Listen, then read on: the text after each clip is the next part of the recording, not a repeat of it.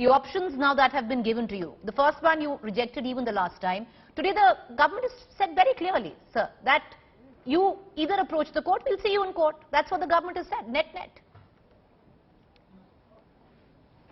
I'm astonished. How can this be an option? How does it concern the court? There are three different matters.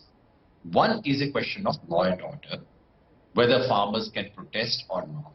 On that, the court has given a clear verdict that farmers can protest as long as they are non-violent. There is a constitutional question, whether these bills are constitutional or not. That the Supreme Court can get into, but it will take at least 6 months for the court to get into. The real question at this moment is a political question, namely whether these three laws are for the benefit of farmers, whether the government wants to listen to the farmers or not. I do not know how does that concern the Supreme Court, and it is astonishing to my mind. It is a very sad day for our democracy when an elected government in the middle of negotiation with farmers groups says, go to the court, court will resolve it. What is this? This is complete insincerity. This is refusal to negotiate. This is refusal to engage. This is arrogance. And I'm afraid this attitude of the government is something which shows complete lack of sensitivity and seriousness about what the government has been claiming to be talks. These are no talks. This is sham. If this is what the government wanted to say, they could have said it 2 months ago. They could have said it 3 months ago. Why this entire charade of talks?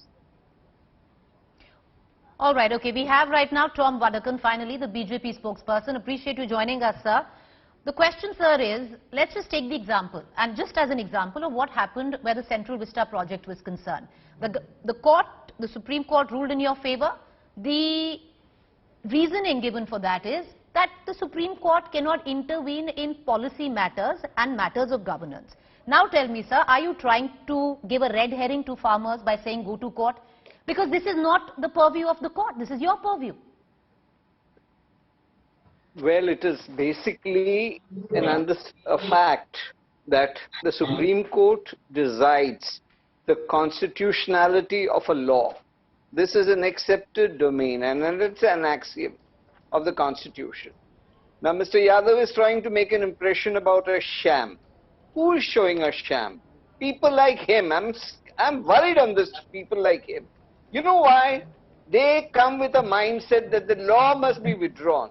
I said this in your program earlier, Preeti.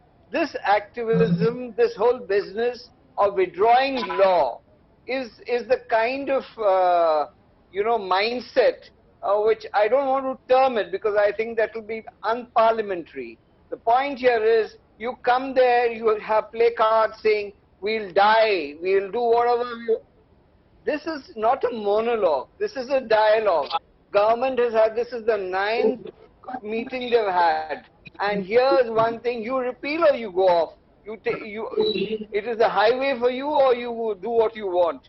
Point here is, this is India. We have problems. This is not just Punjab. This is not just Haryana. This is Kerala. This is Bengal. This is Maharashtra. You name the... if you sit in these places and then you dictate and you think you're going to have a moral victory, I'm afraid it doesn't suit